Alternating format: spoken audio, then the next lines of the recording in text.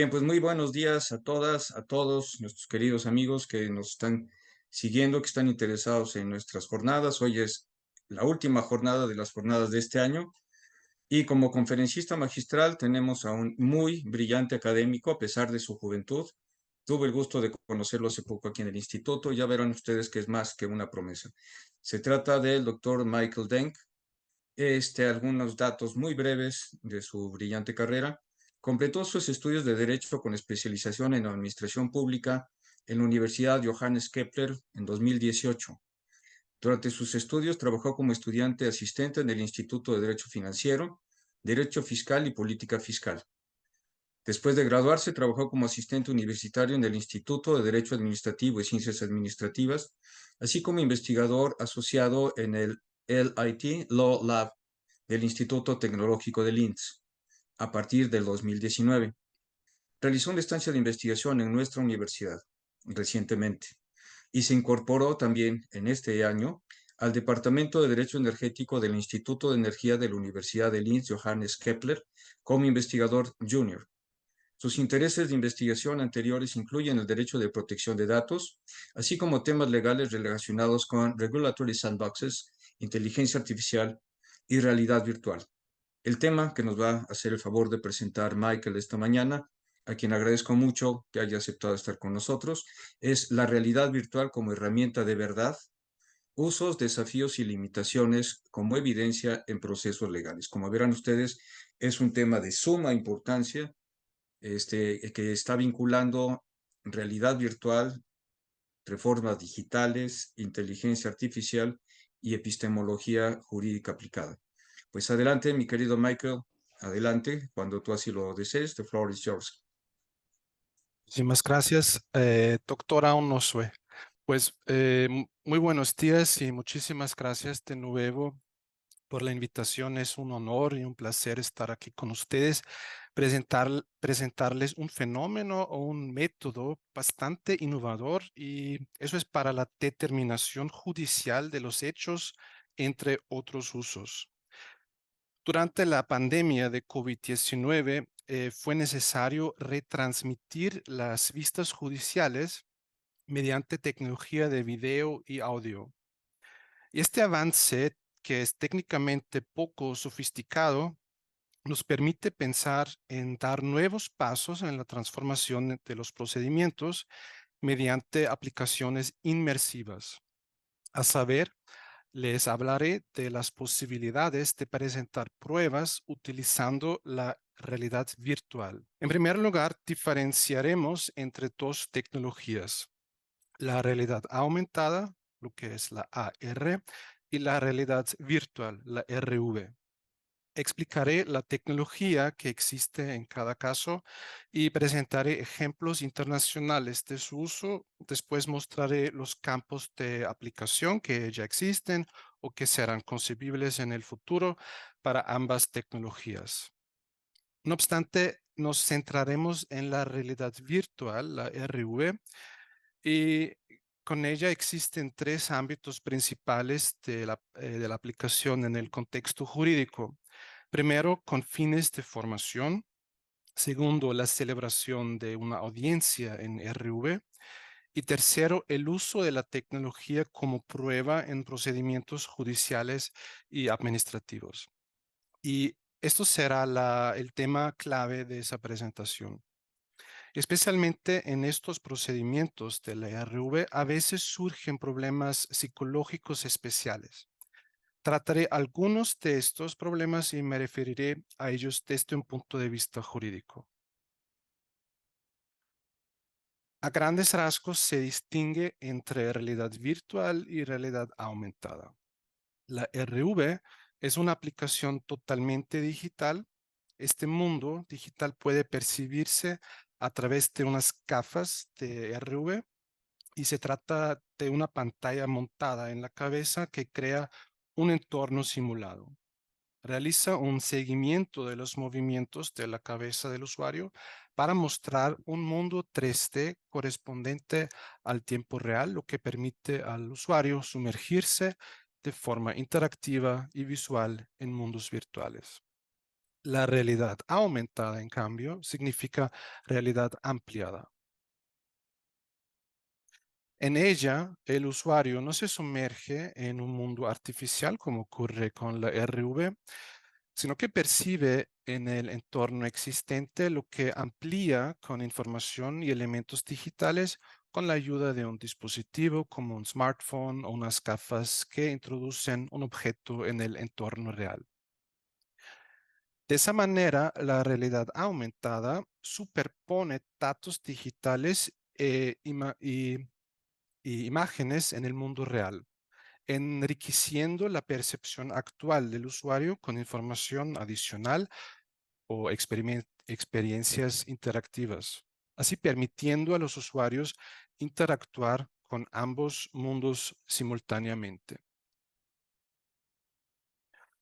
En China, las autoridades policiales utilizan gafas inteligentes con función de RA para fines de vigilancia. Según los medios de comunicación, dichas gafas están conectadas a bases de datos gubernamentales e identifican a delincuentes mediante el reconocimiento facial con inteligencia artificial. Al parecer, esa tecnología también se utilizó para impedir el acceso a una reunión de la Asamblea Popular Nacional celebrada en Pekín de periodistas, disidentes políticos y activistas de derechos humanos que fueron incluidos en una lista negra. También en China han usado unos lentes con inteligencia artificial para detectar más fácilmente a personas con fiebre durante la pandemia de COVID-19. El dispositivo de inteligencia artificial utilizaba imágenes térmicas para verificar la temperatura corporal de una persona desde una distancia de hasta 1 metro. Y si se detecta que una persona tiene fiebre alta, el dispositivo utilizaba su función de reconocimiento facial en vivo para enviar un mensaje automático a los encargados. Bueno, ¿cómo podría utilizarse la realidad aumentada fuera del ámbito de la vigilancia? Se podría pensar, por ejemplo, en los procedimientos administrativos de las leyes de edificaciones o en el derecho urbanístico en los que las autoridades tienen que evaluar la idoneidad de un edificio para ser aprobado en función de su aspecto local. Debe comprobarse si el proyecto de construcción puede integrarse visualmente en el paisaje o en el entorno urbano. Se evalúa si el diseño, la altura y la masividad del edificio armonizan con los edificios circundantes y el carácter local. La autoridad o un perito en la práctica vigente, al menos en Austria, suelen hacer una inspección física del lugar, pero también podrían con este método, con la ayuda de la RA, mostrar el proyecto futuro con un dispositivo en el entorno existente y así determinar mejor su impacto visual en una zona urbana o en el paisaje. Otro uso sería en el ámbito de las construcciones de grandes plantas. Y dados los retos que plantea el cambio climático, la Unión Europea ha fijado objetivos ambiciosos para la expansión de las energías renovables. Conforme a los compromisos del Acuerdo de París, la Unión Europea aspira a alcanzar una cuota de 42,5% de energías renovables en el consumo final de energía para 2030, lo que representa un aumento significativo respecto a los objetivos climáticos anteriores. Además, la creciente electrificación, sobre todo en el ámbito de la movilidad, está imponiendo una presión considerable a los operadores de la red eléctrica. Junto con otras fuentes, la energía eólica es un componente fundamental de la nueva infraestructura energética. Bueno, a pesar de la necesidad de estos desarrollos, la construcción de turbinas eólicas especialmente en regiones caracterizadas por el turismo y los paisajes pintorescos, se topa con una fuerte resistencia de la población. En Austria, dicha resistencia es notable en las regiones alpinas, donde el paisaje se considera especialmente digno de protección, mientras que centenares de aerogeneradores contribuyen ya a la producción de energía en las regiones llanas del este de Austria que tienen este aspecto. Todavía no hay aerogeneradores en algunas provincias occidentales que en su mayoría tienen este aspecto. Los políticos se enfrentan, por tanto, al reto de encontrar un equilibrio entre los objetivos de la política climática y los intereses de la población. Bueno, ¿qué tiene que ver con la realidad aumentada? Pues un posible remedio en este caso podría ser la participación ciudadana con ayuda de la tecnología de RA.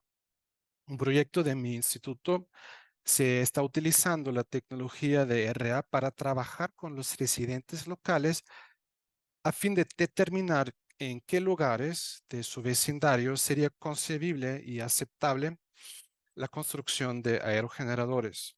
Y esta tecnología permite a los ciudadanos ver modelos virtuales de aerogeneradores en su propio entorno, lo que conduce a una mejor comprensión del impacto paisajístico y una opinión más informada. Estos procesos participativos también podrían servir de valiosa base para la toma de decisiones en el ámbito de la ordenación del territorio. En Austria, la ordenación territorial determina el uso del suelo mediante instrumentos oficiales de planificación y tiene por objeto, entre otras cosas, preservar el paisaje y promover un desarrollo equilibrado. Perdón, perdón. Bueno, mediante el uso de la RA, los planificadores y los responsables de la toma de decisiones pueden comprender mejor las preferencias y preocupaciones de la población y desarrollar e incorporar alternativas de planificación que garanticen la integración armoniosa de las nuevas infraestructuras energéticas en los paisajes existentes. Bueno, vayamos a la realidad virtual. ¿Qué es la tecnología de RV? Es una, es una simulación totalmente generada por computadora en un entorno tridimensional en el que el usuario puede moverse, mirar a su alrededor e interactuar libremente. Con la ayuda de unas gafas, el usuario se sumerge en el mundo virtual y tiene la sensación de estar física y mentalmente en el escenario de la acción. Es lo que se llama inmersión. La imagen tridimensional se visualiza en gafas en dos pantallas con ángulos levemente diferentes. Dependiendo del diseño del producto, los monitores están a unos 5 centímetros del ojo. Los campos de aplicación conocidas de la RV actual se encuentran principalmente en el entretenimiento, en el comercio minorista, por ejemplo, una representación y venta de productos y tiendas virtuales, y también en la terapia, pero también la RV sirve para algunos ámbitos del derecho. Así con fines de formación o educación. En el sector sanitario, por ejemplo, los médicos ya utilizan aplicaciones de RV, por ejemplo, para preparar operaciones complicadas. En el contexto jurídico, las simulaciones de escenarios y entornos legales típicos pueden ayudar a practicar habilidades en un entorno seguro y realista. En San Francisco, en Estados Unidos, se está utilizando una herramienta de formación en RV para entrenar a abogados para casos en los tribunales. La formación inmersiva permite a los abogados con poca experiencia en los tribunales acostumbrarse a ellos y practicar diversos aspectos de su trabajo, superando sus inhibiciones ante un entorno desconocido. Bueno, un caso muy particular tuvo lugar en Colombia. En febrero se realizó por primera vez en la historia una audiencia judicial completamente virtual. El Tribunal Administrativo de Magdalena, en Colombia, empleó la tecnología del metaverso para efectuar un juicio en el cual los participantes aparecían como avatares dentro de una sala virtual. Antes del inicio de la transmisión se realizan las pruebas y verificaciones necesarias para asegurar que los avatares correspondían efectivamente a las personas convocadas al juicio. La audiencia se hizo a través de Meta Platforms Incorporations, que es la empresa de Facebook, y se transmitió en vivo por YouTube. Echamos un vistazo a la grabación del juicio. Y ahora tengo que compartir. Bueno, mientras se conecta, doctora Elsa, doctor, vamos a seguir con la presentación del apoderado de la Policía Nacional. Doctor. Muchísimas gracias, honorable magistrada. Muy buen día. Extiendo mi saludo a todos los asistentes a la presente sala virtual. Edgar Enrique López Gutiérrez, como apoderado de la Nación, Ministerio de Defensa, Policía Nacional. Muchas gracias. Gracias a usted, doctor Edgar. Y nos acompaña como representante del Ministerio Público, Procurador Judicial 2. Doctor, por favor, se presenta. Gracias, honorable magistrada. Le presento un saludo respetuoso a su señoría, también a la doctora Maribel Jiménez, a la doctora Elsa Mireya Reyes y a los apoderados de la parte demandante y demandada y a todo el auditorio. Soy de Emilio Cuello Villarreal, Procurador 52, Judicial 2, para la conciliación administrativa de Santa Marta y actúo en esta audiencia como agente del Ministerio Público. Muchas gracias. Debo aclarar que ese tipo de experimento en Austria, no sé, en otros países, podría estar sujeto a restricciones. A primera vista, el uso de la tecnología de RV para celebrar una audiencia oral parece beneficioso. Por ejemplo, el uso de la RV podría crear la impresión de que todos los participantes están realmente en la misma sala. Pero la verdad es que no veo ninguna ventaja sobre una videoconferencia convencional.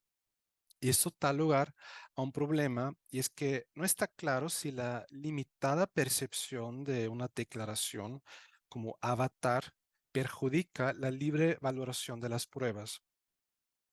En Austria, incluso se discute en cuanto a una videoconferencia normal, como nuestra conversación actual, si la distancia física y las posibles dificultades técnicas podrían afectar al valor de las pruebas, ya que el comportamiento no verbal de una declaración, por ejemplo, solo podría reconocerse parcialmente. Esto es aún peor en los procedimientos como este en Colombia, en los que las partes solo aparecen como avatares. Las expresiones faciales y los movimientos oculares de los avatares no se corresponden con los del usuario, lo que perjudica enormemente la credibilidad y la valoración de la declaración de los testigos, ya que pueden faltar o distorsionarse importantes señales no verbales. Bueno, la tecnología nunca duerme. Las nuevas gafas de Apple, los Apple Vision Pro, son capaces de escanear la cara con antelación y crear un avatar hiperrealista. Crea una versión virtual de la cara que es exacta a su aspecto real. Y también debería ser posible transferir las expresiones faciales actuales al avatar. Sin embargo, esto no es lo mismo que la percepción real, creo yo, pero queda por ver hacia dónde evoluciona esa tecnología. Bueno, la cuestión de interés aquí que voy a tratar a continuación es si la RV podría utilizarse como prueba en los procedimientos judiciales o administrativos. En abstracto, hay tres posibles aplicaciones. La RV podría utilizarse para reconstruir el pasado, por ejemplo, una escena de delito. Y a veces se habla de una revolución forense al respecto. También es imaginable ver el presente sin cambiar de lugar. En otras palabras, una inspección ocular virtual desde la sala del tribunal. Y además se podría simular el futuro, por ejemplo, un proyecto que debe aprobarse en un procedimiento administrativo. Y ese tipo del uso de tecnologías de RV hace tiempo que se introdujo en los procesos de trabajo de arquitectos e ingenieros civiles. Con la ayuda de herramientas de RV, los datos de planificación procedentes de la modelación de edificios se visualizan permitiendo acceder virtualmente a los modelos 3D como interfaz para la planificación posterior. En cambio, según la práctica administrativa vigente en Austria, los proyectos como una planta comercial o una planta eléctrica, un proyecto de carreteras, se evalúan y aprueban solo sobre la base de planos y los informes de los peritos. Pero en particular para las partes colindantes, es decir, los vecinos, es muy difícil imaginar y comprender la futura planta solo sobre la base de los planes. Una representación virtual proporcionaría un mayor grado de transparencia y comprensión de los resultados de las pruebas. Y de este modo, la misma autoridad también podría comprender mejor las hipótesis formuladas por el perito, por el experto. También es posible que en la simulación se representen los respectivos valores de emisión, es decir, el nivel del futuro ruido. Incluso con la RV se podría mostrar alternativas de planificación según sus consecuencias ambientales. La tecnología de RV se utilizó ya como prueba en 1992 en el caso civil Stephenson contra Honda Motors Limited of America ante el Tribunal Superior de California. En este caso, que fue probablemente el primer caso judicial en el que se utilizó la RV, la demandante presentó una reclamación por daños y perjuicios tras un accidente con su moto de Honda y alegó que la moto estaba mal fabricada, lo que provocó el accidente, según ella. La empresa Honda, la empresa demandada, argumentó en contra que el terreno que había recorrido era demasiado peligroso y por tanto el fabricante no era responsable. La demandada, o sea, Honda, optó por no presentar fotos ni videos, pero en su lugar presentó una representación de realidad virtual que se puso a disposición del jurado mediante unos cascos de RV. Y la simulación se utilizó para dar al jurado una mejor comprensión de la naturaleza del terreno y, en última instancia, convencerles. Esta prueba logró convencer al jurado que no hubo responsabilidad del fabricante, por lo cual la demandada resultó desestimada. Bueno, el principal ámbito de la aplicación de la tecnología de RV se encuentra actualmente en el campo de los procesos penales, especialmente en la investigación de delitos graves. En Suiza se ha desarrollado un enfoque muy innovador de la medicina forense conocido como virtopsia. Es una combinación de los términos virtual y autopsia. Dado que se calcula que 1 de cada 4 homicidios pasa desapercibido, con muchas víctimas posiblemente envenenadas o sofocadas sin dejar señales externas. La virtopsia permite observar el interior del cuerpo sin abrirlo físicamente y descubrir incluso los asesinatos más sofisticados. Esa virtopsia se utiliza en esa virtu- virtopsia utiliza técnicas de imagen para realizar una apertura no invasiva del cuerpo. El procedimiento estándar consiste en una tomografía computarizada, una TC del cuerpo entero y un escáner de la superficie en 3D que capta las características externas del cuerpo y se fusiona con imágenes de la TC.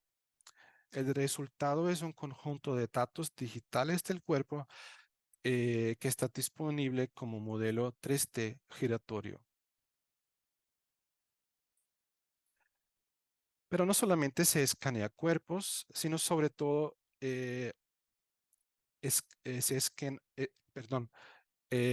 tenemos esquenas se esquena escenas del crimen. La documentación de escenas del crimen en la criminalística suele realizarse mediante fotografías, así como mediante bocetos o dibujos basados en mediciones. Con imágenes fotográficos que solo pueden verse en 2D, se produce inevitablemente una pérdida de dimensión y a veces también da lugar a que se pierda información relevante para la solución del caso. Desde 2020, la policía austríaca utiliza un llamado escáner láser 3D para documentar escenas del crimen complejas y a gran escala. Estos sistemas, utilizados desde hace tiempo en la industria topográfica, constan de un escáner láser y un escáner manual. El escáner láser genera una nube de puntos en escala de grises, mientras que a continuación se crean imágenes panorámicas de 360 grados. Estos dos conjuntos de datos se combinan para crear una representación realista de la escena del crimen en forma de nube de puntos.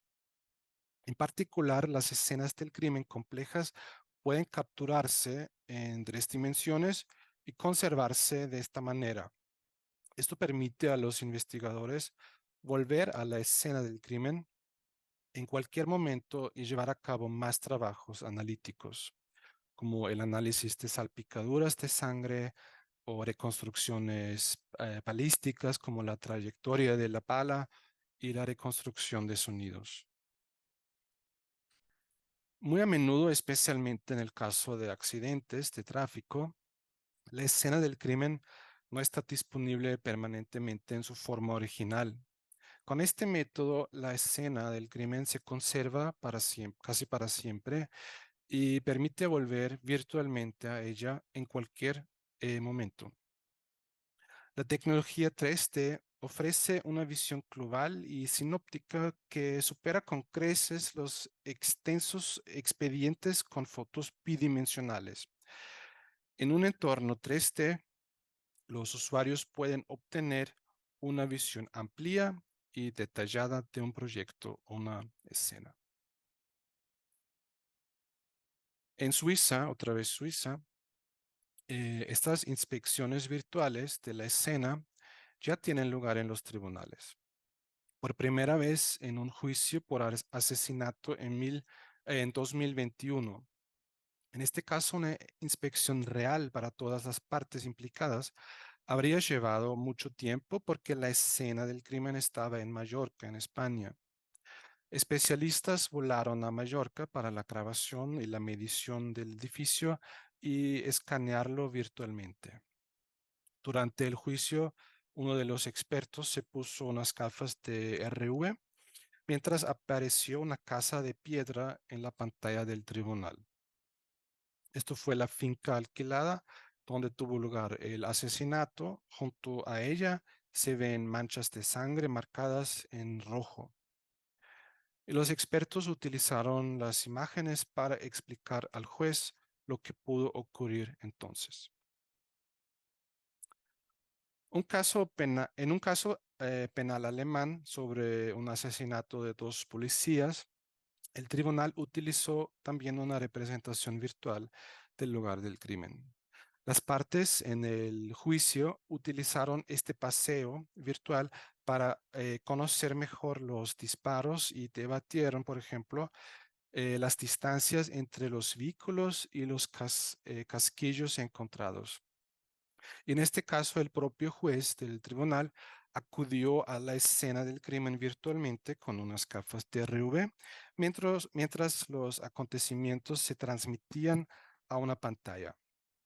Y en este caso, el juez quedó muy impresionado por esa tecnología y dijo, esto es una locura. Además, es posible reconstruir la escena de un crimen muy lejano en el tiempo de forma completamente virtual, como por ejemplo en el caso de Reinhold Hanning.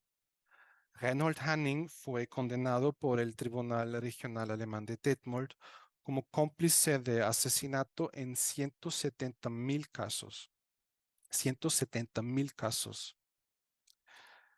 Hanning era jefe de escuadra inferior de la SS y guardia en el campo de concentración de Auschwitz-Birkenau. La línea de su defensa fue inicialmente que Hanning alegó que no había tenido conocimiento de los crímenes en el campo de concentración desde su cuerpo, desde su puesto, perdón, desde su puesto.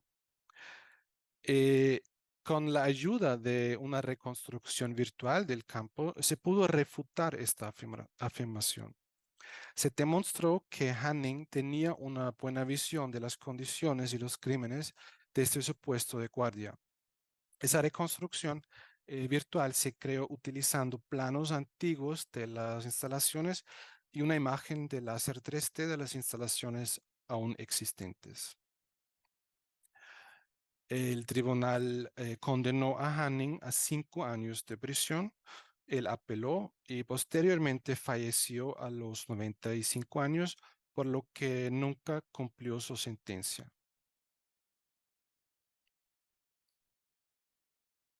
Además de una reconstrucción de la escena del crimen, también cabe la posibilidad de recrear virtualmente el curso de los acontecimientos. La Universidad de Zürich en Suiza, junto con el Instituto Forense de Zürich, está investigando sobre reconstrucciones en 3D con fines forenses y, por ejemplo, ha reconstruido esa escena de una redada durante la cual hubo un tiroteo.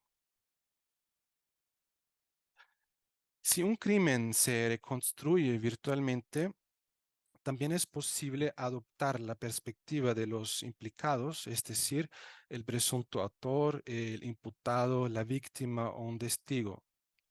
Esto podría servir, por ejemplo, para reconstruir si el imputado podía asumir que se encontraba en una situación de legítima defensa o defensa putativa. Lo cuestionable de ese tipo de representación virtual es la base sobre la que se crea. Esta escena de una redada, por ejemplo, se creó sobre la base de un escaneo de un láser 3D y una grabación de videovigilancia, es decir, una base objetiva. Cabe preguntarse si también es apropiado recrear un delito a partir de una declaración de un testigo, es decir, una mera percepción subjetiva de los hechos. Y en un caso penal chino presentaron en la sala una representación virtual basada en la declaración de un testigo. En 2017 tuvo lugar en Pekín un caso de asesinato en el que estaba involucrado un testigo. El crimen se recreó virtualmente, quizás basándose solamente en el testimonio del testigo. Durante el juicio, la fiscalía pidió al testigo que se pusiera el casco de la RV y explicara al tribunal su percepción de los hechos basándose en el hecho representado virtualmente. Mientras tanto, la escena se proyectaba en la sala en una pantalla para el juez y los abogados. Y de este proceso hay un video que les quiero mostrar. Creo que ese tipo de uso de la RV para la representación de pruebas es el más problemático desde un punto de vista austríaco o europeo. Pero dentro de un momento profundizaré en ese tema. Hablemos de ventajas y desventajas de este método. En primer lugar, en el ámbito de los procedimientos de aprobación de proyectos en el derecho administrativo, puede decirse que las pruebas especiales, especialmente el dictamen pericial, resultan más tangibles y transparentes, sobre todo para las partes secundarias, es decir, los vecinos. Si se realiza, si se visualiza el proyecto con sus posibles emisiones.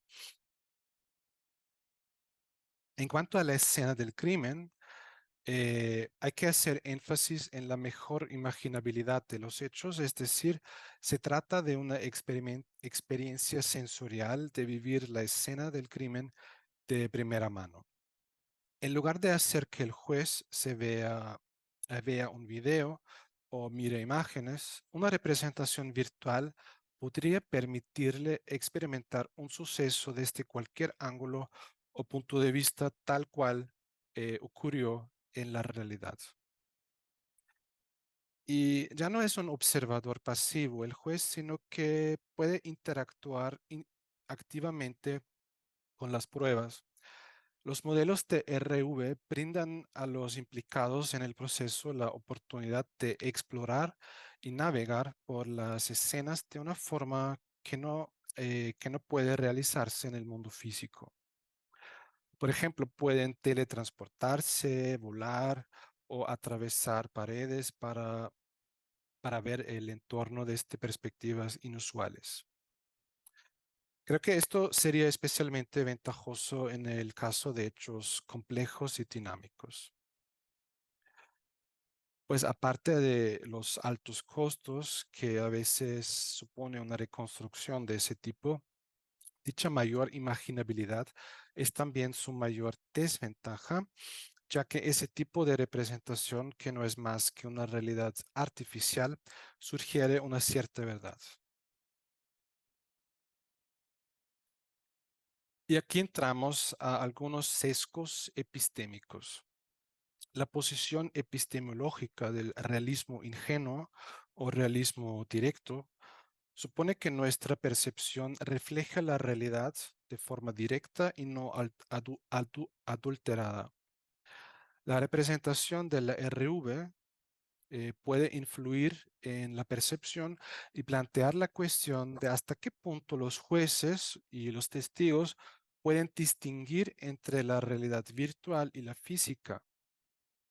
Y frente al realismo ingenuo, la RV entraña el riesgo de que los usuarios consideren que el mundo virtual es más real de lo que es, lo que puede llevar a difuminar los límites entre realidad virtual y física.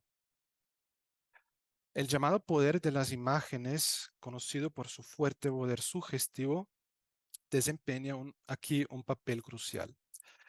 La representación en imágenes nítidas en 3 dimensiones es mucho más impactante que la información presentada meramente de forma verbal, ya que el ojo absorbe la información más rápido que cualquier otro órgano sensorial, lo que convierte a la imagen en el medio más eficaz para transmitir información.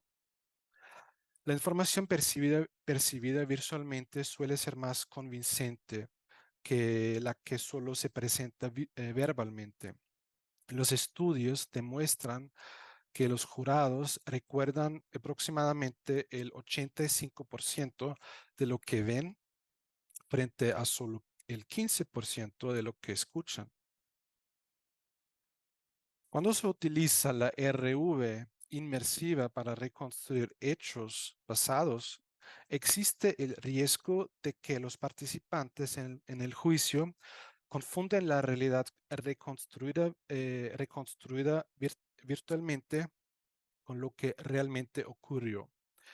En la literatura, Esto se conoce como el fenómeno del árbol de Navidad, especialmente cuando los jueces legos o los jurados se ven expuestos a una representación fascinante de la RV, lo que puede llevar a que la imponente tecnología de RV relegue a un segundo plano las pruebas contrarias. Este efecto de árbol de Navidad no es un concepto psicológico, científico, pero yo lo califico como muy acertado. Él describe cómo los miembros del jurado pueden quedar tan deslumbrados por las bonitas luces de una nueva tecnología visual, que no consideran adecuadamente otras pruebas. Así, por tanto, por un lado, preocupa que los jueces y especialmente los jurados puedan quedar cegados al ver las pruebas de RV, pero también por otro lado preocupa la fiabilidad del testimonio de los testigos cuando se combina con reconstrucciones de RV, como ocurrió en el caso chino, ya que las meras interpretaciones de hechos presentados como hechos verdaderos podrían llevar a influir en su testimonio y por tanto también en el proceso de toma de decisiones judiciales. La realidad virtual puede provocar también distorsiones en la percepción, por ejemplo, mediante un diseño especial en la iluminación, en el sonido y el color.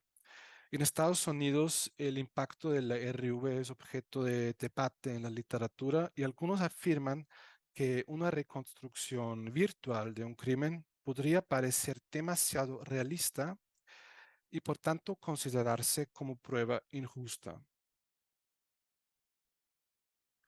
La investigación ha demostrado que la visualización de espacios virtuales puede tener un impacto significativo en las emociones y la empatía.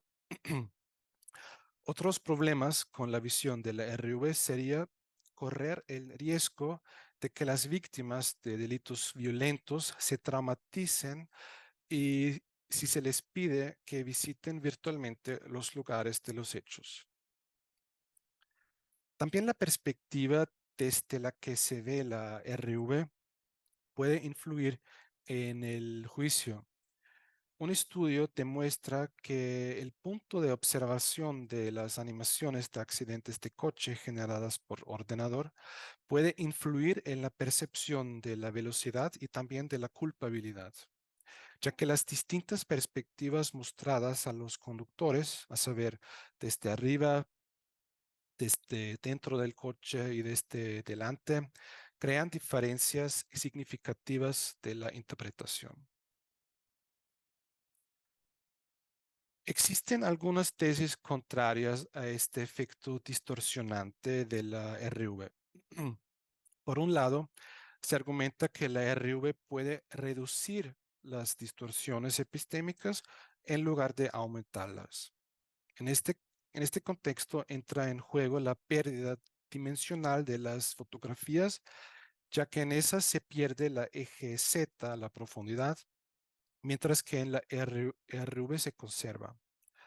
Como la RV puede captar información tridimensional sobre la profundidad y mostrar imágenes desde distintos ángulos y distancias, suele ser una representación más exacta que las fotografías bidimensionales. Por otra parte, cabe preguntarse si lo que acabamos de conocer como efecto de árbol de Navidad no se tratará simplemente de un fenómeno transitorio comparable a la evolución de nuestra percepción de las películas. Podemos encontrarnos con que una vez que tengamos experiencia en el uso de la tecnología de RV, sepamos diferenciar nuestra experiencia de lo real y de lo virtual. En este punto me gustaría mostrarles una película de 1895.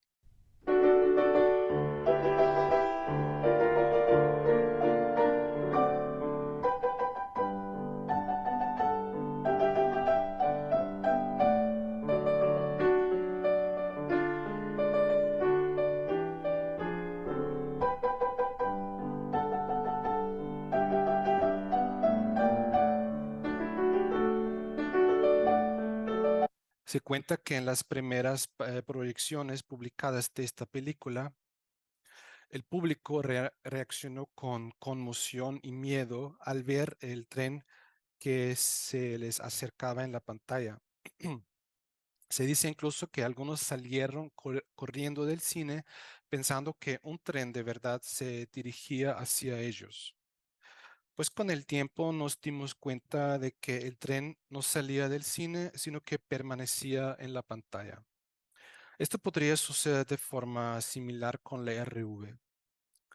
Con el tiempo, no solo los abogados o los jueces, sino también la sociedad en su conjunto se acostumbrarán al uso de las representaciones de RV y podrían evaluar mejor su impacto.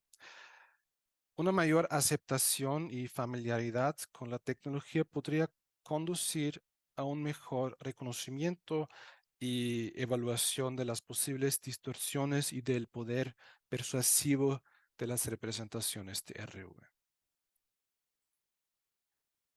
Bueno, el contraste de una representación de RV muy impresionante respecto al efecto de árbol de Navidad también puede ocurrir todo lo contrario. ¿Qué les parece este robot? El robotista japonés Mori advirtió en su ensayo de 1970 sobre el peligro de crear robots parecidos a los humanos y desarrolló el concepto del Uncanny Valley, en español el Valle Inquietante, un concepto de robótica en animación que describe como la aceptación y empatía de la gente hacia los robots, avatares y otras figuras generadas por computadora aumentan con su parecido con los seres humanos, pero luego cae abruptamente cuando el parecido se vuelve demasiado realista, pero no es perfecto. Mori ha creado un gráfico que ilustra esas reacciones de los espectadores ante los robots a medida que se vuelven más humanos. Su gráfico muestra que a medida que los robots adquieren un aspecto más humano, llega a un punto en el que dejan de ser simpáticos y que se convierten en espeluznantes, aterradores y repulsivos. En este punto la sensación del espectador se vuelve incómoda y la respuesta humana se sumerge en el valle inquietante. Una vez que la apariencia del robot se vuelve perfectamente humana, la respuesta del espectador aumenta y deja de estar en el valle. El concepto de ese valle inquietante entra en juego en la RV cuando se trata de recrear representaciones humanas. Cuando los abogados o los investigadores intentan recrear testigos o sospechosos en la RV para reconstruir el curso de un suceso, tienen que asegurarse de que las representaciones virtuales no sean demasiado realistas, pero sí convincentes. Si las representaciones se acercan demasiado a la realidad, pero presentan pequeñas incoherencias o falta de naturalidad, los jurados o los jueces pueden sentirse cómodos o escépticos ante las pruebas presentadas y rechazarlos inconscientemente debido a ese efecto del valle inquietante. Bueno, yo tendría 4 diapositivas más. ¿Todavía tenemos tiempo o tengo que Sí, saltar Michael, claro algo? que sí, claro que sí. Gracias. Bueno, pasemos a la valoración jurídica. En primer lugar, se plantean cuestiones sobre la calificación de la RV como prueba. Es concebible que el uso de la RV tenga un valor probatorio independiente o que, que represente simplemente una representación de otro tipo de prueba. La calificación depende del tipo de uso de la tecnología y, por supuesto, de las leyes procesales. En primer lugar, hay que considerar el tipo de prueba de una inspección ocular. Si el objeto o lugar relevante para el proceso se crea o escanea digitalmente y se visualiza en forma de RV, el juez registra la prueba en forma de inspección. Actualmente es práctica común que los peritos documenten sus conclusiones mediante fotos y a veces videos. A menudo se utilizan fotos o gráficos en los informes periciales. Si los peritos o investigadores llevan a cabo investigaciones dentro de la RV, esto solo forma parte del informe pericial o sirve como herramienta para el mismo. Un dictamen pericial también puede presentarse de esa manera. Por ejemplo, en lugar de meras presentaciones en PowerPoint, podrían utilizar la RV para exponer su dictamen pericial de forma más significativa. Pues si el testigo debe o puede hacer una declaración con ayuda de la RV, probablemente formará parte de esa declaración. Si la RV se utiliza para comprobar la verosimilitud y, en fin, la veracidad de un testigo, por ejemplo, para comprobar si un testigo realmente pudo haber visto el delito, pues probablemente será una contraprueba y tendrá su propio valor probatorio. Como ya se ha mencionado, en Estados Unidos se discute si la RV es una prueba injusta debido a su potencial poder sugestivo. En el ordenamiento jurídico europeo, una representación de RV podría colisionar con los siguientes principios procesales. Veamos de nuevo el caso de China, donde se creó una representación de RV basada en la declaración de un testigo. La prueba testimonial suele considerarse una prueba bastante débil, principalmente debido a errores de testimonio causadas por equivocaciones involuntarias, ya que la percepción subjetiva del testigo no siempre tiene por qué corresponder con la verdad objetiva. Sin embargo, si el testimonio del testigo se visualiza de forma impresionante en 3 dimensiones, las declaraciones inherentemente defectuosas podrían transformarse en hechos objetivos aparentemente irrefutables, lo que podría dar lugar a errores en la valoración de las pruebas. Y estrechamente relacionado con esto es el principio de equidad del artículo 6 de nuestro Convenio Europeo de Derechos Humanos. Este convenio es un tratado internacional y su artículo 6 establece el derecho a un juicio justo en procesos legales. El principio de equidad se refiere a la idea de que todas las partes involucradas deben ser tratadas de la misma manera y de la manera justa e imparcial. El artículo establece además el llamado principio de igualdad de armas, que constituye un elemento esencial del derecho a un proceso equitativo.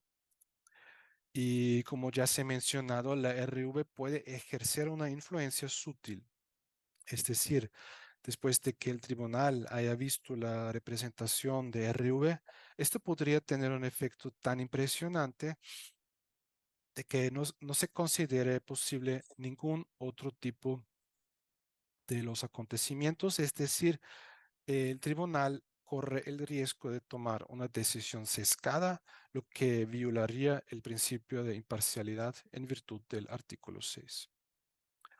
Otro problema surgiría si solo se presentara al tribunal una sola versión de los hechos y especialmente si solo se presentara la supuesta verdad del testigo o incluso de la víctima. Según el principio de igualdad de armas, como parte esencial de un juicio justo, cada parte debe tener la misma oportunidad de presentar sus pruebas.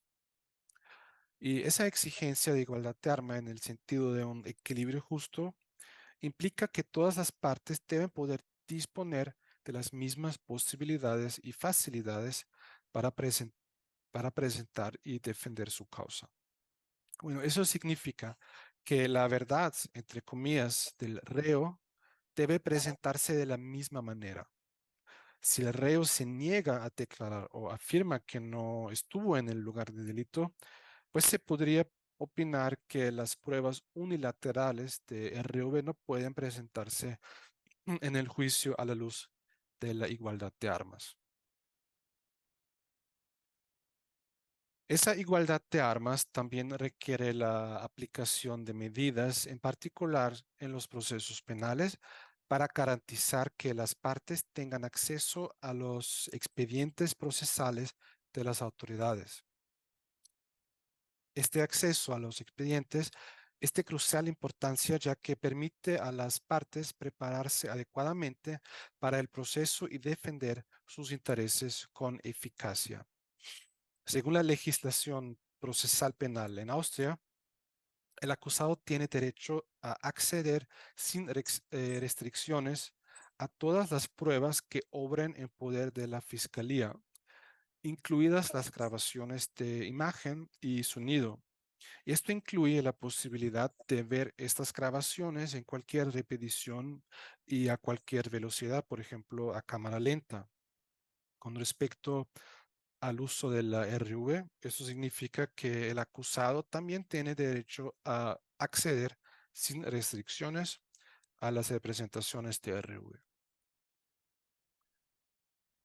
Bueno, por lo mencionado, y es la última diapositiva, habrá que poner ciertos requisitos a la reconstrucción virtual o al uso de la RV. Pienso ante todo en el diseño. Creo que debe ser una representación sencilla. Significa que debe considerarse inadmisible utilizar en el diseño colores o iluminación especiales que invoquen miedo y ansiedad. También debe diseñarse de forma que no pueda identificarse a ninguna persona concreta, en particular el acusado. Esto es así tanto por razones de influencia en el sentido del efecto del árbol de Navidad, como de rechazo generalizado debido al efecto del valle inquietante. También la base sobre la que se crea la representación es de crucial importancia, debe ser lo más objetiva posible. Y en relación con esto están los requisitos de autenticidad. El entorno de RV debe basarse principalmente en datos reales y verificables, por ejemplo, escaneos en 3D de la escena de un crimen. Igual los datos de RV utilizados deben ser protegidos de posteriores manipulaciones. Y por supuesto, el tribunal debe disponer del equipo técnico adecuado, sobre todo para que las partes puedan acceder a las pruebas de RV durante el examen de los expedientes. Y en fin, debe de ser una sola complementación y no sustituir los medios de pruebas tradicionales. Bueno, esto sería todo de mi parte. Espero que haya sido interesante para ustedes. Aquí tienen mi contacto si tienen alguna duda o quieren preguntar algo al respecto. Muchísimas gracias por su atención. Muchísimas gracias a ti, Michael. Muchísimas gracias. Desafortunadamente no tenemos tiempo para preguntas. Lo que tenemos son muchas felicitaciones en Facebook y algunas de las preguntas ya las contestaste. Sobre todo varias que están encaminadas al tema de si nos llegaremos a acostumbrar con el tiempo al uso de estas tecnologías. Lo que sí habrán visto ustedes, pues Michael no nos contó un episodio del Black Mirror. Michael nos contó algo que ya está aquí. Y por otra parte, también habrán constatado que lo que dije no es únicamente resultado de el afecto que me merece Michael como amigo, sino sobre todo su calidad de investigador, de joven investigador, de verdadera promesa, y en el que lo único que le falta para ser doctor es tener la D y la R punto antes de su nombre, porque supera con mucho a muchos de los doctores y postdoctorantes que conocemos. Alguna cosa muy interesante, a ver, me da mucho gusto haber iniciado con la conferencia magistral de Michael. Nos permite conectarlo con otra de las cosas que vimos, por ejemplo, ayer con respecto a inteligencia artificial. Si recuerdan quienes estuvieron también, lo que nos presentaban tanto a Salia como, por ejemplo, Carlos Montemayor, yo creo que tiene un impacto en el que hay que poner mucho acento en el ámbito de la filosofía del derecho. Y es el impacto epistémico con respecto a nuestras teorías acerca de lo que se puede conocer. Michael refería el realismo ingenuo, pero que además sabemos hasta hace poco, lo que discutíamos es que aquello que está allá afuera implica que nosotros lo podemos sistematizar cognitivamente de maneras diferentes. Podemos estar haciendo lecturas distintas de dos copas de dos rostros enfrentados, una copa o en el centro un pilar, etc. Eso asumía que allá afuera teníamos algo que estaba dado, fijo, susceptible de ser percibido de maneras distintas. Pero lo que estamos viendo, por ejemplo, con lo que se comentaba ayer acerca de ChatGPT, la posibilidad de generar imágenes no existentes que todos estamos viendo actualmente, lo que nos está presentando Michael es que esa idea de que algo estable que está allá afuera puede ser sistematizado, asumiendo que tiene cierta estabilidad, se está desvaneciendo. Es decir, trayendo a colación un concepto de la teoría de los sistemas complejos, pareciera que estamos entrando en una dinámica alejada del estado de equilibrio, y cuando esto ocurre en sistemas complejos es que no sabemos exactamente para dónde se va a mover. Permítanme proponer un neologismo que se me acaba de ocurrir ahorita en función de la plática de Michael, pero que también se liga con lo que comentábamos ayer acerca de la necesidad de protección a la libertad cognitiva, a la no manipulación, que parece que en lo que tocó Biden en estos días está presente, el hecho de que todo aquello que se produzca con inteligencia artificial generativa tenga un sello y que se avise a los gobiernos de lo que se está produciendo, pues pareciera que estamos entrando en una posible área de reflexión que podríamos llamar derecho a la protección cognitiva, derecho a la protección de la no manipulación de nuestros procesos cognitivos de manera deliberada o de manera no deliberada, pero como resultado de la interacción que tenemos con las revoluciones digitales que estamos viviendo en este momento.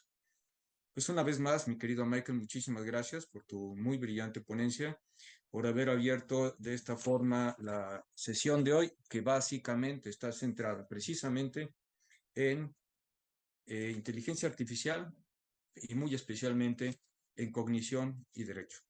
Muchísimas gracias a todos